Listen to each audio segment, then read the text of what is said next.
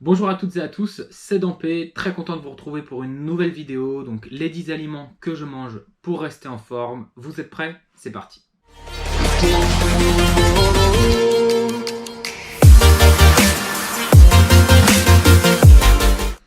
Et oui, nouveau générique. Donc je commence à prendre mes marques tout doucement sur YouTube. Donc on va pas perdre de temps, on va directement rentrer dans le vif du sujet. Avant toute chose, je préfère vous dire, je ne suis pas nutritionniste, je ne suis pas coach. Les conseils que je vais vous donner, ils sont basés uniquement sur mon expérience personnelle, donc ça marche sur moi. Ça pourrait évidemment marcher sur vous, mais je ne vous oblige pas, en tout cas, à manger les 10 aliments que je vais vous expliquer et je vais vous détailler durant cette vidéo. Qu'on soit bien clair là-dessus. Un petit coup d'eau et c'est parti. Alors, le premier aliment, donc, ça va être l'avoine, donc les flocons d'avoine, comme vous voulez. Donc il faut savoir que cet aliment, donc bien évidemment j'ai pris des notes pour être le plus détaillant possible. Donc l'avoine, ça a une première vertu, entre guillemets, ça vous enlève les toxines du corps. Ça a une action dépurative, ce qui permet d'enlever tout ce qui est toxines dans le corps. Notamment grâce à sa grande quantité d'acides aminés, cette action dépurative rentre en jeu et ça vous permet d'être détoxifié. Dans un second temps, ça augmente bien entendu la sensation de satiété. Donc, c'est-à-dire, lorsque vous avez plus faim, cet aliment vous permet de ne plus avoir cette sensation de ah, j'ai faim, j'ai encore envie de grignoter quelque chose, etc. Alors, il faut savoir que les flocons d'avoine disposent d'une grande quantité de glucides et d'acides gras, essentiels pour l'organisme. Donc, c'est très bien dès le matin lorsque vous prenez du flocon d'avoine, puisque je conseille, en tout cas, moi, ça marche sur moi, j'en prends le matin, donc je conseille aux personnes qui potentiellement n'aiment pas trop manger le matin, ne savent pas trop quoi manger le matin, d'essayer les flocons d'avoine le matin. Ce qui est très bien avec cette source de glucides, c'est que le matin, c'est toujours important d'avoir une petite source de sucre, un petit coup de boost, et c'est ce que va vous procurer du coup les flocons d'avoine.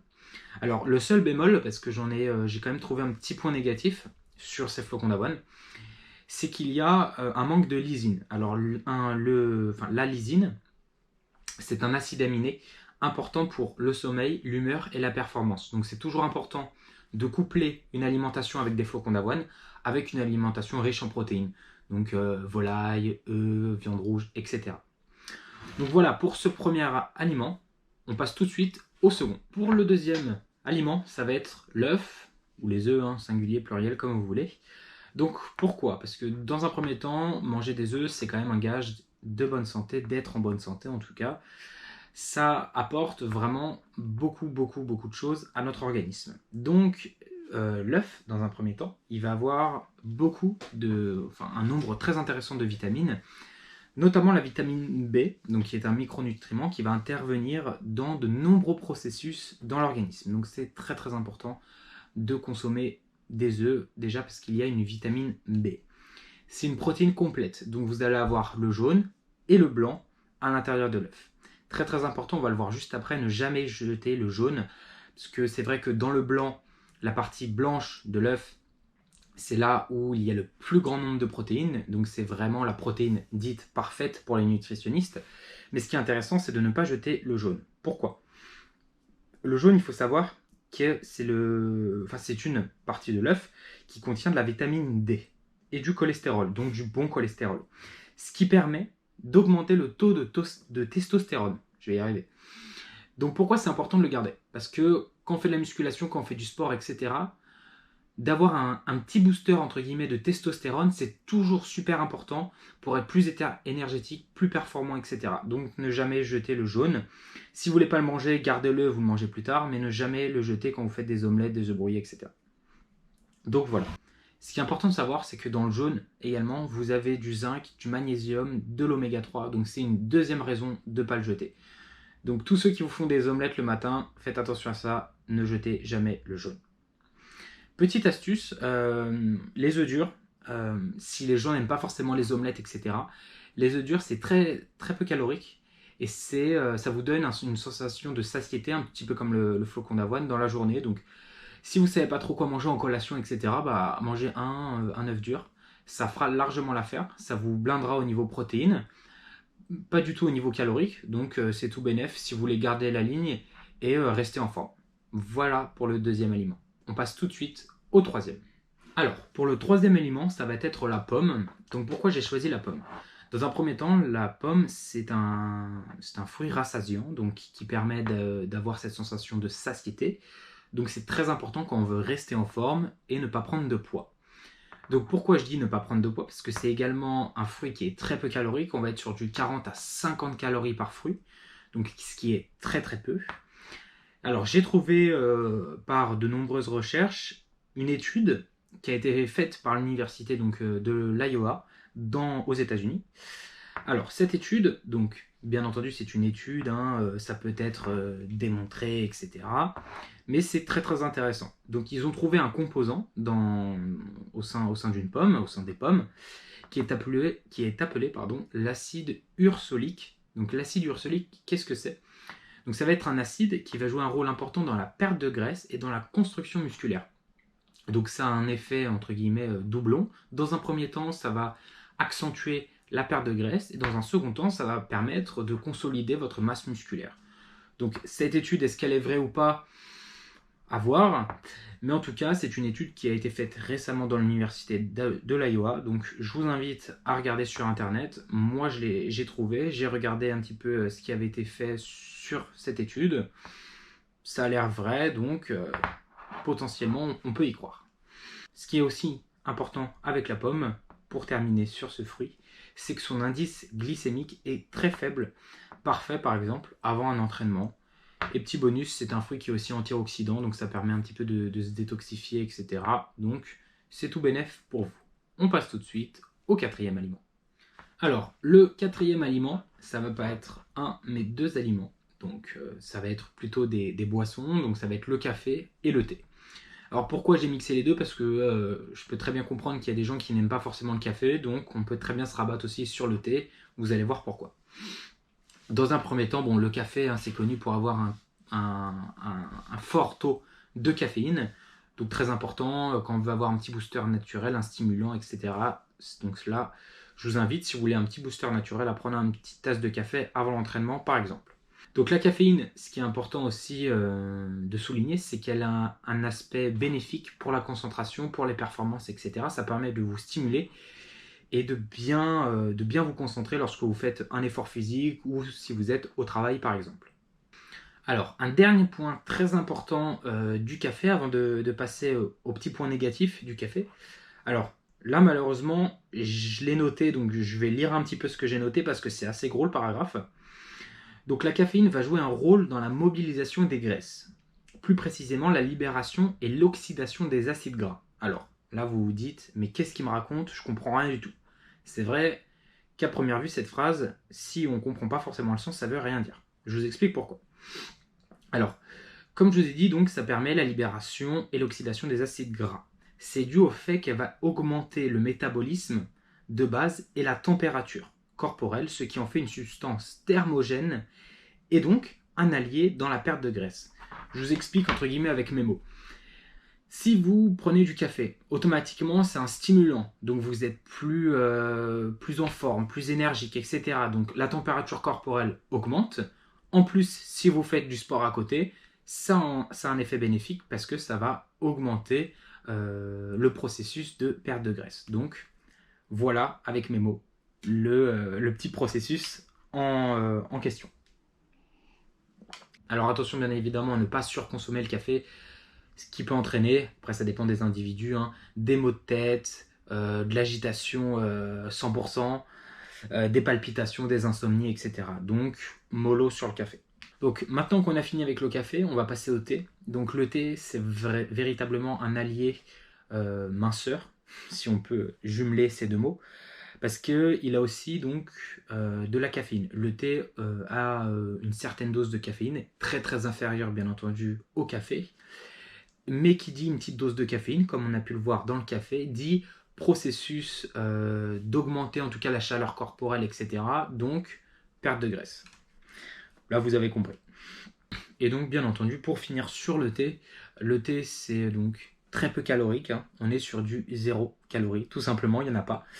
Et vous pouvez le prendre en plus avec plusieurs goûts. Donc bien entendu, toujours regarder les valeurs nutritionnelles à l'arrière de la boîte du thé pour voir si, entre guillemets, il ne vous met pas une petite douille au niveau des sucres, des glucides. Et il y a moins de caféine que dans le café. Donc voilà, pour les gens qui n'aiment pas forcément le café, rabattez-vous sur le thé. C'est aussi un très bel atout pour avoir un petit booster naturel, perte de graisse, rester en forme, rester focus, etc. Voilà en tout cas pour le café et le thé. On passe tout de suite au 5e aliment. Ça y est, on arrive déjà à la moitié de la vidéo, donc le 5e aliment c'est le brocoli. Donc pourquoi le brocoli? Parce que dans un premier temps c'est riche en vitamine B, en potassium, et le 3e élément, et ça je l'ai appris récemment, enfin je l'ai appris il y a 1 mois ou 2, et j'ai pu tester en consommant 3 à 4 fois par semaine, c'est un atout pour vous enlever, entre guillemets, atténuer les crampes musculaires. Donc ça je ne le savais pas. Et effectivement, en consommant du brocoli, j'ai pu déceler que j'avais un petit peu moins de crampes musculaires, etc. Donc est-ce que c'est dû à ça ou c'est du psychologique? Je ne sais pas.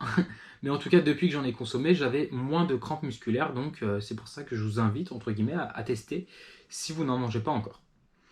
Petite astuce, si vous voulez augmenter votre masse musculaire et avoir du brocoli dans votre alimentation, je vous conseille de le consommer 3 à 4 fois par semaine pour voir vraiment une petite différence. Voilà pour le brocoli, on passe tout de suite au prochain aliment. Alors pour le 6e aliment, j'ai choisi le pamplemousse. Donc pourquoi le pamplemousse? Alors, il faut savoir que je le consomme de deux façons, donc soit en jus, soit directement le fruit. Alors pourquoi? Parce que déjà c'est une très bonne source d'énergie, c'est très peu calorique et ça vous donne bien entendu une sensation de satiété si vous mangez directement le fruit. C'est également riche en vitamine C, la vitamine C qui permet de renforcer votre système immunitaire. Et petit point important que je ne savais pas, c'est que l'écorce du pamplemousse, que plein de gens ne mangent pas et jettent à la poubelle, et ben l'écorce c'est très très bon. Pourquoi? Parce que ça va réduire le cholestérol sanguin et éloigner le risque des maladies cardiovasculaires. Donc on avait parlé de bon et de mauvais cholestérol, là on parle bien évidemment du mauvais cholestérol, donc ça permet de le réduire. Donc c'est très important aussi de manger l'écorce. Donc bien entendu c'est assez spécial, mais ça a aussi un aspect très bénéfique pour votre corps. Alors le petit point bonus pour le pamplemousse, c'est que le pamplemousse c'est aussi un antioxydant qui permet de lutter contre le vieillissement prématuré de vos cellules dans votre organisme. Donc c'est très important, ça permet entre guillemets de rajeunir les cellules de votre organisme. Donc voilà en tout cas pour le pamplemousse et pourquoi je le consomme. Alors, donc pour le 7e, j'ai choisi le citron. Donc là pareil, en consommer en jus ou directement manger le fruit. Donc là c'est assez spécial par contre, manger directement le fruit, vous risquez un petit peu de grimacer. Mais bon, il y en a qui le font, moi ça m'est déjà arrivé. Mais la plupart du temps, je consomme quand même le jus de citron, donc je presse le citron et je mets un petit peu d'eau tiède ou de l'eau froide, suivant mes envies. Donc pourquoi j'ai choisi le jus de citron? Alors déjà c'est pareil que le pamplemousse, c'est riche en vitamine C, donc qui permet de renforcer le système immunitaire de votre organisme. Donc c'est une action aussi détoxifiante, un petit peu comme le thé, donc c'est c'est un super allié dans votre quête dans votre plat par exemple. Le matin quand vous vous levez, moi en tout cas c'est ce que je fais, je me presse un petit citron avec de l'eau à jeun. Et ça permet déjà d'enlever un petit peu toutes les toxines qui se sont accumulées durant la nuit. Donc c'est un très bel allié minceur. Alors pour le petit point bonus pour le citron apporte une diminution des douleurs musculaires et articulaires. Donc c'est super important quand vous avez des douleurs, si vous faites du sport ou même si vous n'en faites pas et que vous avez quelques petites douleurs articulaires ou musculaires, consommer du jus de citron est un bon allié contre ce type de douleur. Alors pour le 8e aliment, tout grand sportif en consomme ou en a consommé, ça va être le blanc de poulet ou le blanc de dinde. Donc ce qui va vous faire choisir le blanc de poulet ou le blanc de dinde, ça va être vraiment ces deux critères. Ça va être le premier, le goût. Donc vous allez peut-être préférer le goût du blanc de poulet ou le goût du blanc de dinde. Et le deuxième critère, ça va être l'origine du produit. Donc le supermarché du coin ou le petit producteur local, ça va être ça. Pourquoi juste ces deux critères? Parce qu'au niveau des valeurs nutritionnelles des deux produits, c'est vraiment équivalent. On a très peu de glucides, très peu de lipides, très peu de graisse. Et ce qui est super important, c'est que ce sont des aliments très riches en protéines. Alors le seul bémol, ça va être le manque de zinc et de fer qui est plus présent dans la viande rouge. Donc c'est pour ça que c'est toujours important de consommer un petit peu de viande rouge à côté, bien entendu avec une origine contrôlée, avec une appellation contrôlée du produit. Mais c'est pour ça que je vous conseille, entre guillemets, de garder un petit peu de viande rouge de côté et d'en consommer de temps en temps. Et on passe tout de suite au 9e aliment, l'avant-dernier. Alors bien entendu, j'ai fait très rapide sur le blanc de poulet, le blanc de dinde, parce que c'est vraiment la base des bases dans une alimentation. Mais comme je vous ai dit, ne jamais oublier la viande rouge. Pour le 9e aliment, on se retrouve sur du fromage blanc, donc du fromage blanc 0%. Alors il y en a qui diront 0%, pourquoi pas, 20%, pourquoi pas aussi. Moi j'ai toujours consommé du 20%, ça a toujours bien marché sur moi, ça m'a toujours permis de rester en forme, un minimum sec, bien dans mon corps, donc j'ai toujours consommé du fromage blanc 0%.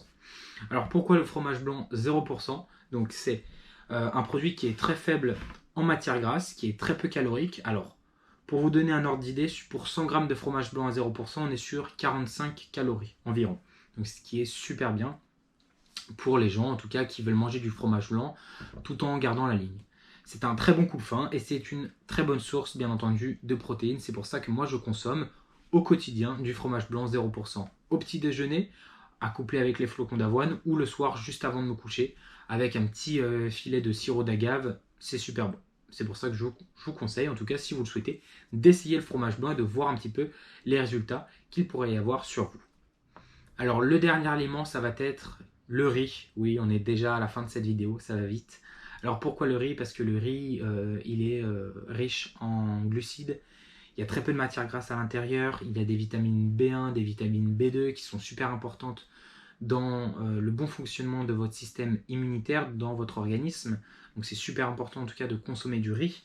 Il est riche en potassium, en fer, en phosphore et en magnésium. Donc super, super intéressant encore. Un petit coup d'eau pour la route pour votre organisme. Alors, attention, j'ai mis un petit point d'exclamation. Plus le riz, en tout cas, va être traité, décortiqué, etc., plus il va perdre en valeur nutritionnelle.